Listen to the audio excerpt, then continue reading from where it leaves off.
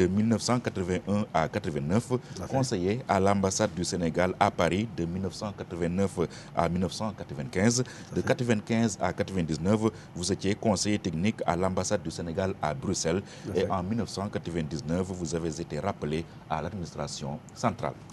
Alors, on l'a dit tout à l'heure, vous avez été candidat à la présidentielle de 2000, mais jusqu'à maintenant, depuis un certain temps, on ne vous voit plus sur la scène publique. Qu'est-ce qui explique, M. Fall, votre non-participation au débat national? Alors, je vous remercie de votre invitation. Je saisis l'occasion à prime abord pour souhaiter mes meilleurs vœux au peuple sénégalais, vœux de prospérité, de santé, de quiétude surtout, de mieux-être, également pour leur bonheur personnel, mais également pour tous ceux qui lui est cher, notamment les enfants, la femme et surtout la jeunesse qui, depuis quelque temps, traverse des soubresauts assez difficiles. Nous souhaitons que 1975 soit pour nous une année d'aboutissement de nos rêves, et qu'on fasse une bonne promotion dans tous les domaines. Voilà. Oui, la question? La question est que c'est vrai que depuis quelque temps, vous ne m'avez pas entendu. La raison est simple. J'ai fait un petit historique, en ce sens que au deuxième tour, nous avons soutenu Abdoulaye Wade. Au deuxième tour de 2000. Au deuxième tour de 2000, nous l'avons soutenu et durant tout son mandat, nous l'avions soutenu au sein de la coalition de la CAP 21. Pourquoi? Parce que quand nous avons amené Abdoulaye Wade chez le Khalif, à l'occurrence feu Cheikh Salihou Mbacké, nous avons senti que c'est un pacte. Parce que quand Abdoulaye Wade a demandé à ce que nous l'accompagnions au deuxième tour, nous lui avons fait comprendre que le pouvoir que nous avions était en majorité des Mourides. Et que s'il veut vraiment gagner les élections de 2000, il faut qu'il rencontre le Khalif général des Mourides, à savoir qui est donc le dépositaire du pouvoir des Mourides. Nous l'avons accompagné, nous sommes allés voir le Khalif, mais je lui ai dit que quand j'accompagne quelqu'un auprès de mon guide, il y a 3 conditions. D'abord, il fera l'acte, il fera donc la prosternation dans ses mains, il donnera son adieu et il va s'asseoir à terre. Il m'a dit que je suis un mouride. Effectivement, ce qu'il a fait quand il est passé. Et quand nous sommes arrivés, il a commencé à faire les présentations au Khalif. Koubathili, Dansoro et tout, Sofagnas. Serigne Ousseynou Fall, qui est le candidat des Mourides, enfin c'est un nom qu'on m'a porté, bien que je n'étais pas le candidat des Mourides, j'étais le candidat de tous les Sénégalais, et mon allié. Alors, moi j'étais derrière lui, j'ai tiré son boubou, il m'a retourné, j'ai dit que c'est moi Serigne Ousseynou Fall. Il a voulu continuer, j'ai dit que non, vous n'avez plus rien à dire. Ce que nous nous sommes promis que vous allez faire devant le Khalif, vous l'avez fait, et c'est un acte qu'aucun président ou prétendant à la présidentielle n'a jamais effectué. Que ce soit Abdou Diouf avec Serigne Fallilou Mbacké, que ce soit Senghor avec Serigne Fallilou Mbacké, ou Abdou Diouf avec Cheikh Abdoul Ahad Mbacké, vous êtes le premier président, le premier prétendu au poste de président à se prosterner devant notre Khalif. Donc, c'est un acte que Cheikh Ibrahima a été le premier à faire. Donc, nous, vous avez notre accord. Vous avez l'accord également à travers ma voix, l'accord de tous les peuples sénégalais. Donc, ce que vous avez fait, c'est un acte que Cheikh Ibrahima a fait, le premier devant Cheikh Ahmadou Bamba. Oui, et c'est grâce à lui que cette étiquette-là a poursuivi.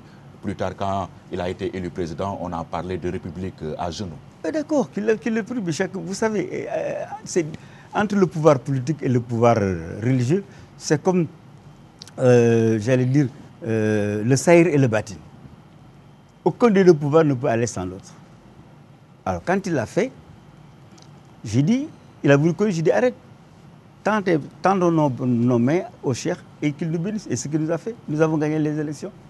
Alors, pour moi, ce moment fort de ma vie, en présence du Khalif, constitue pour moi un acte, un contrat que je n'avais pas le droit de rompre durant les 12 années de pendant 12 ans, vous avez soutenu Abdoulaye Wade. J'ai soutenu Abdoulaye Wade, comme il se devait. sans rien lui demander. Et en 2012, il a quitté le pouvoir. En 2012, j'ai marqué un arrêt. Donc, je suis retourné à mes bases avec mes amis qui constituent le parti. Nous avons fait des tournées dans nos différentes localités où nous sentions notre présence comme parti politique et nous continuons à faire.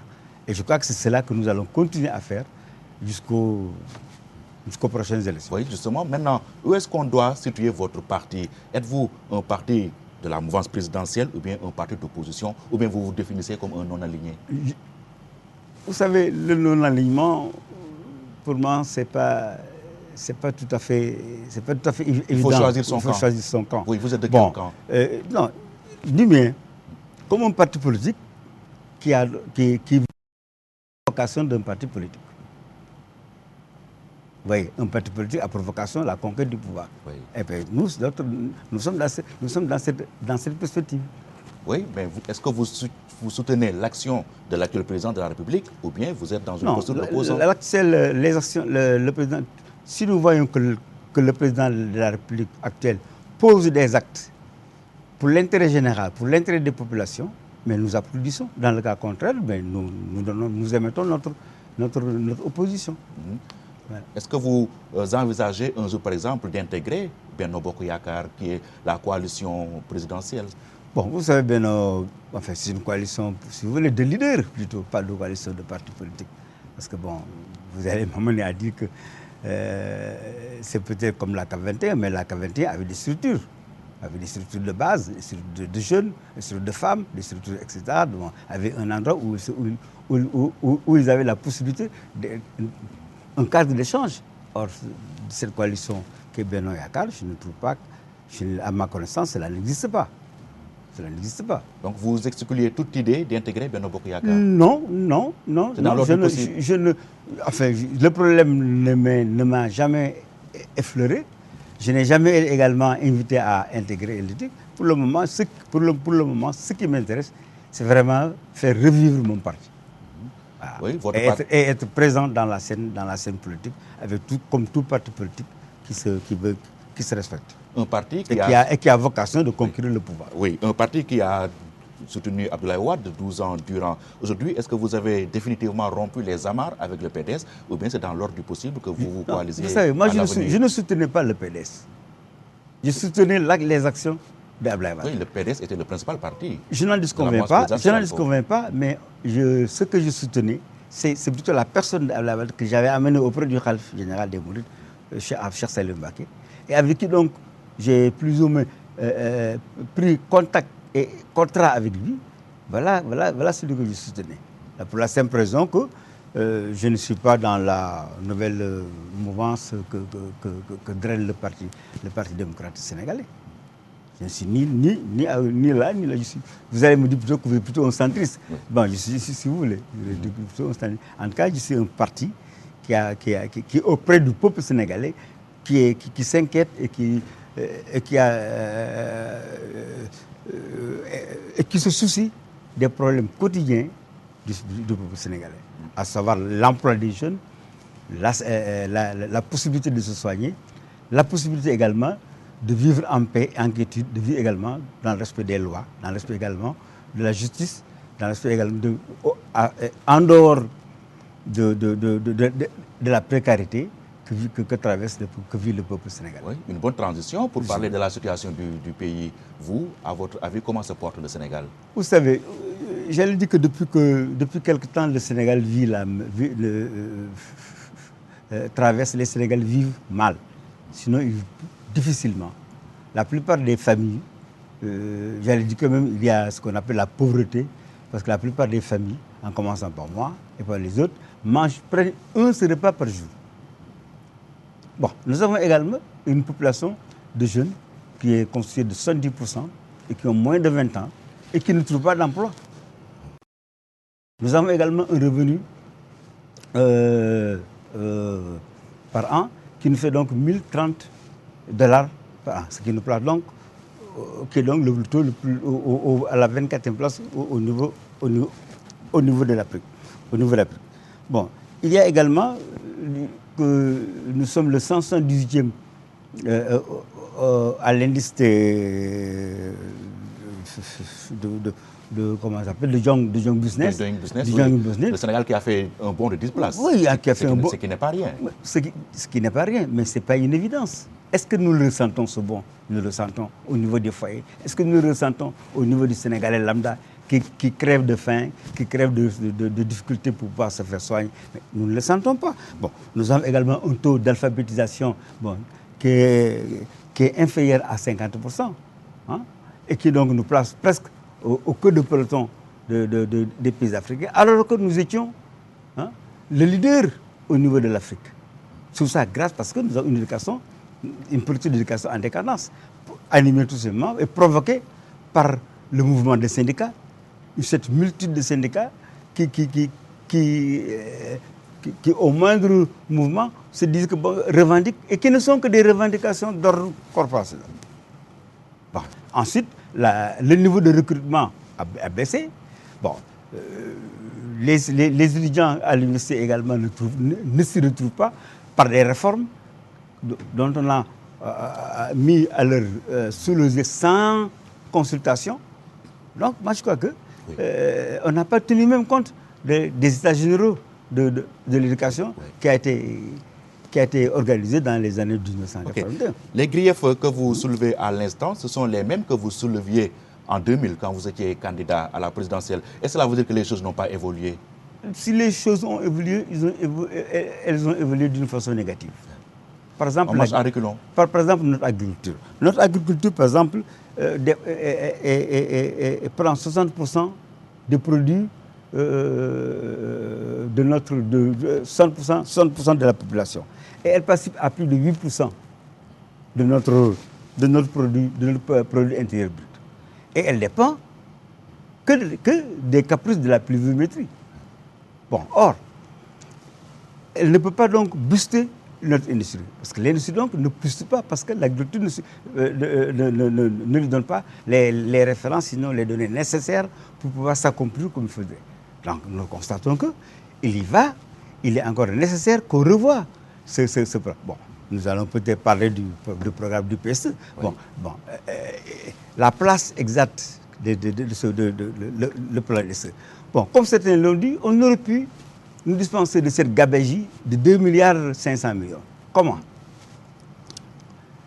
D'abord, nous avons des fonctionnaires qui sont de très hauts fonctionnaires au niveau du ministère de l'Éducation nationale, au niveau du ministère des Finances et au niveau également du ministère du Plan. Bon, alors, ces gaps, on aurait dû les choisir, on aurait dû les prendre comme des thèmes de réflexion au niveau des travaux publics dans les universités, notamment à la faculté de Sciences Éco ou dans les grandes écoles. Des thèmes de travaux publics et des thèmes de pour que les étudiants y travaillent. Ensuite, quand ils auront fini, on fera donc un ramassage. Et on va faire donc des différentes réponses. Et ensuite, on les soumettra à une deuxième équipe, une commission, qui va travailler sur ces résultats. Et ensuite, maintenant, une troisième commission qui serait chargée de la rédaction de ce plan de développement. Oui, tout cela prendrait du temps. Et qu'il fallait agir dans l'urgence. Le président de la République est élu pour 7 ans. Il a promis de ramener son mandat à 5 ans, donc il faut qu'il y aille vite. Mais même si on gagnait du temps, comme vous dites, on aurait gagné également à l'avenir. Parce que ces étudiants qui ont travaillé sur ces thèmes, sur le contenu de ce plan d'émergence, mais quand ils vont sortir des écoles, quand ils seront dans la production et qu'ils seront appelés à appliquer ce programme, mais c'est des gens qui ont déjà participé et qui vont maîtriser le contenu. Mais vous voyez quelqu'un qui vous fait un programme ailleurs, bon, vous dites maintenant allez le soumettre, allez l'appliquer sur le terrain, alors qu'il n'a même pas été sur le terrain et qu'il ignore les réalités du genre. Donc vous pensez que 2,5 milliards, c'est cher payé? Tout à fait. Tout à fait. On aurait dû les faire, les mettre dans les travaux dirigés et les travaux d'application des étudiants dans les différentes universités, ou bien dans les différentes écoles, l'école nationale d'économie appliquée, dans les autres universités, les écoles privées, pourquoi pas? Parce que ça, c'est ce que fait le Maroc. Tous ces plans de développement à la base, d'abord, sont des sujets qui ont été traités par des étudiants au cours, à l'université, au cours des travaux publics, des travaux dirigés et des travaux pratiques. Une fois maintenant, cela remonte au niveau du ministère du Plan, mais l'application se fait parce que c'est les gens qui les ont traités vont les retrouver sur le terrain en application. Est-ce que vous voyez un peu ce que ils seront à l'aise pour appliquer cette politique. Très bien, nous restons toujours sur le plan Sénégal émergent. L'objectif principal, c'est d'en arriver à l'émergence en 2035. Mais pensez-vous raison de plus que je ne vous coupe pas, mais raison de plus que nous avons le temps. De 2015. 2015 à 2035, nous avons donc le temps. Mais il y a des objectifs intermédiaires. Par exemple, l'État est une continuité. Oui, par exemple, ce que le président Wade a laissé comme objectif, comme programme, mais qu'on le continue. Ne me dites pas que le président de la République n'avait pas d'autres ambitions à réaliser. L'État est une continuité. Et c'est là où le président aurait dû commencer par continuer ce que parce que enfin, nous avons le mal en Afrique que quand un chef d'État, et même au niveau des directions nationales même, quand il vient tout ce que mon collègue a fait, ben écoute, moi je le jette et je recommence. Donc nous sommes en perpétuel recommencement et on n'est jamais à jour. Sauf que lui, quand il venait, ses ministres disaient que les caisses de l'État étaient vides. Arrêtez, ça je ne répondrai pas parce que les gens en ont tellement parlé et les réalités sont là. Vous n'y croyez pas? Du tout. Si les caisses étaient vides, ils ne se permettraient pas de payer 2,5 milliards pour une étude. Quand même. En tout cas, l'autre objectif du plan Sénégal émergent, c'est d'en arriver à un taux de croissance de 7% à l'horizon 2017. Nous dépassons difficilement, actuellement nous dépassons difficilement les 3%. Difficilement. Nous en sommes presque à 5% en 2014, ça, c'est selon les chiffres officiels. Ce sont les chiffres officiels. Oui. Mais en réalité, nous sommes à 3%. Vous contestez ce chiffre de 4,9% oui, taux de croissance en 2014? En 2014, oui, nous sommes à le taux réel est de 3%. Vous fondez sur quoi? Je le fonde sur les documents. Sur les documents du ministère de l'économie et des finances. Hein? Donc l'objectif, et en plus 7% en 2017, c'est voué à l'échec. 7% en 2017. En 2017. Oui, avec le PSE. Écoutez, c'est comme quand, par exemple, le président va nous dire que nous allons atteindre l'autosuffisance alimentaire, l'autosuffisance en riz en 2017. Quand même. Que là, entre la déclaration et ce qui va se produire, il y a un pas. C'est un vœu pieux. Mais nous le souhaitons. Moi, je souhaite. Je le sais d'autant plus que moi-même. Réalisable? Difficilement réalisable. Pour ne pas dire impossible. Parce que pour cela, il faut qu'on fasse deux cultures. Les cultures saisonnières et les cultures contrôlées. Moi, j'étais à Nambé. J'ai conduit un projet à Nambé. Et je sais qu'il faudrait que d'abord agrandir les champs d'exploitation. Et ensuite, que les moyens techniques suivent et que l'encadrement surtout suive également. Et c'est nécessaire. Sans cela, moi je dis que nous ne pourrons pas atteindre cette autosuffisance en 2017. C'est difficile. Bon, je le souhaite comme tout Sénégalais, mais je dis que je n'y crois pas. Et vous pensez que le président allait prendre un tel risque d'annoncer l'autosuffisance en riz en 2017 sans avoir pris toutes les garanties, sans avoir pesé le pour et le contre? Mais écoute, les hommes politiques, pour la plupart des présidents, ils font des annonces. Ils avaient annoncé ici donc combien 50 000 emplois. Nous n'en sommes pas encore là. Vous savez, quand un homme politique est sur une tribune en train de parler à ses électeurs ou en train de parler aux populations, des fois, il y a un excès de verbe. Et c'est ça, c'est là où les hommes politiques se différencient. Celui qui a fait son self-control quand il s'adresse aux populations, et celui qui donc fait des discours sans tenir compte du feedback qui va revenir. Alors, en général, c'est ce qui arrive aux chefs d'État et aux hommes politiques dont je ne m'explique pas. Voilà. Donc, à votre avis, donc, le Sénégal se porte mal, si on vous comprend bien. Mais vous le savez mieux que moi, Edouard. C'est une question que je vous pose. Mais je dis que, je l'ai déjà dit, le Sénégal, il pourrait se porter mieux. Il pourrait se porter mieux. En faisant quoi, par exemple? Par exemple, s'il arrivait à manger comme il faut, à se faire soigner, regardez le problème du troisième âge actuellement. On en parle. Vous voyez donc le problème des agents de proximité. On en parle. Regardez donc le problème des agents, des enseignants qu'on a recrutés et qui ont fini de diplômés et qui n'arrivent pas à tout. Mais il y a combien de diplômés, surtout des médecins, des techniques, des ingénieurs qui sont en chômage.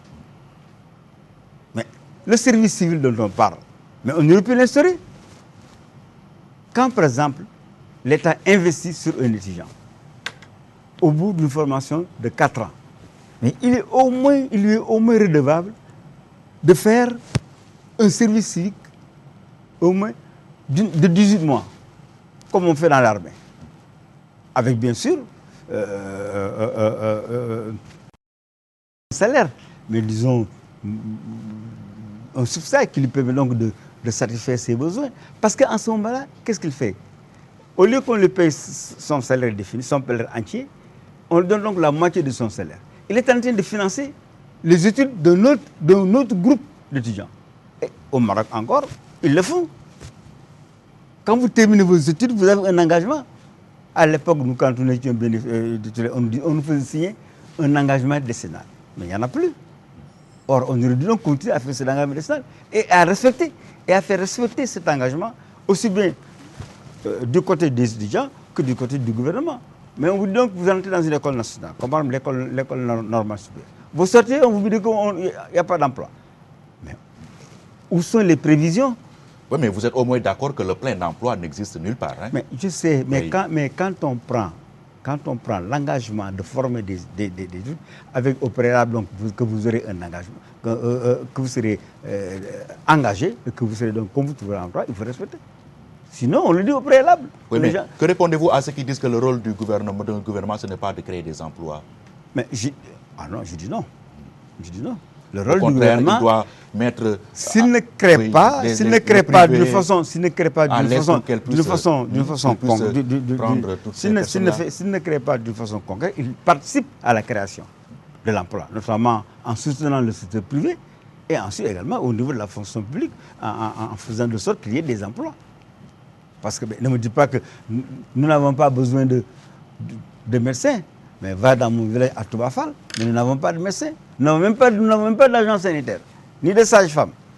Allez ailleurs et ça se compte au bout du doigt. Nous sommes pas seuls. Donc, moi je dis que la création de l'emploi est du ressort exclusif de l'État. De l'État. Parce que dans notre constitution, on nous dit que l'État garantit l'emploi. Alors, où est le contenu? Oui.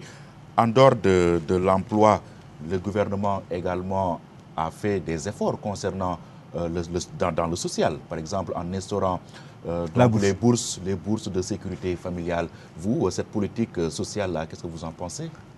Écoutez, c'est une bonne chose.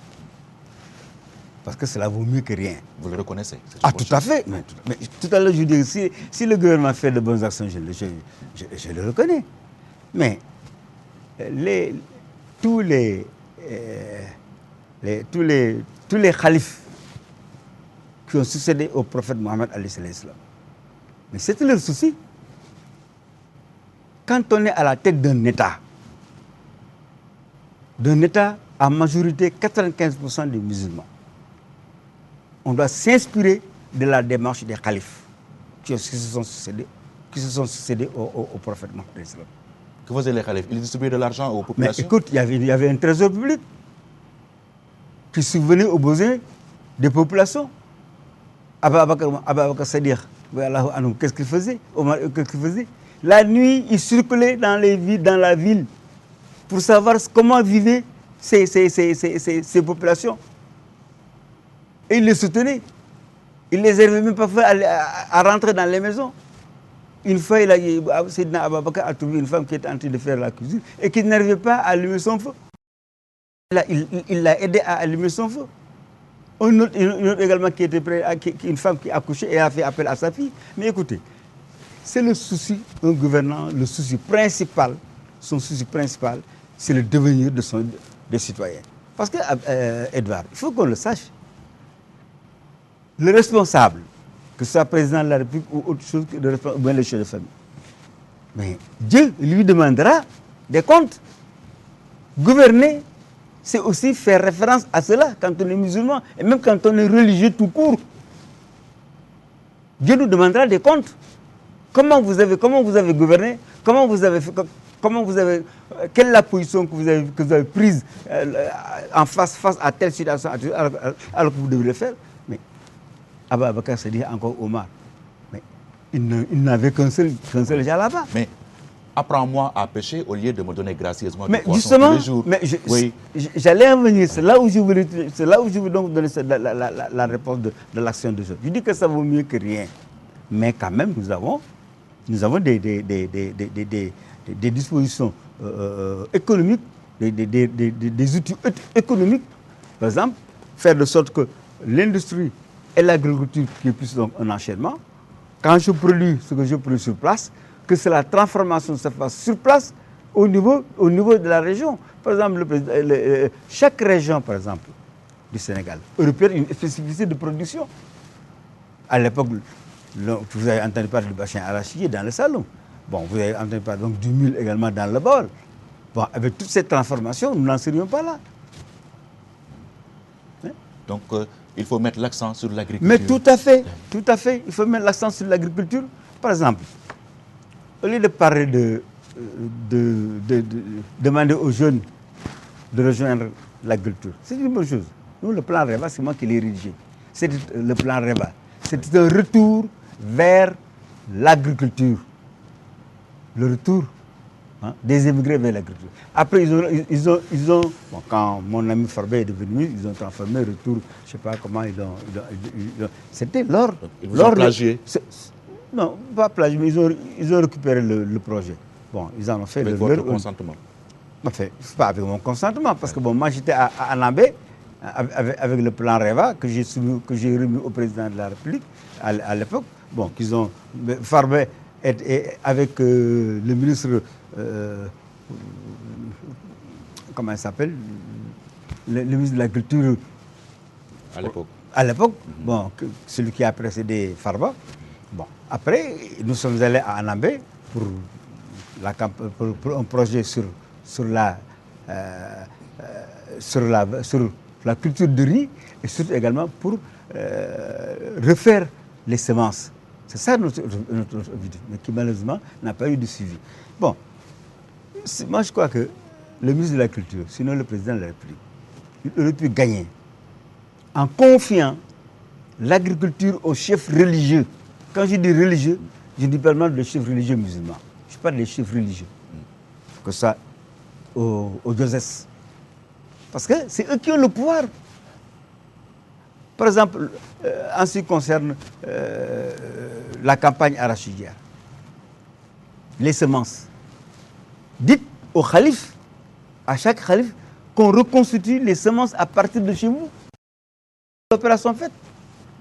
Au niveau, quand on la vente, ben faites des ventes. Au niveau de la vente se fera également au niveau des...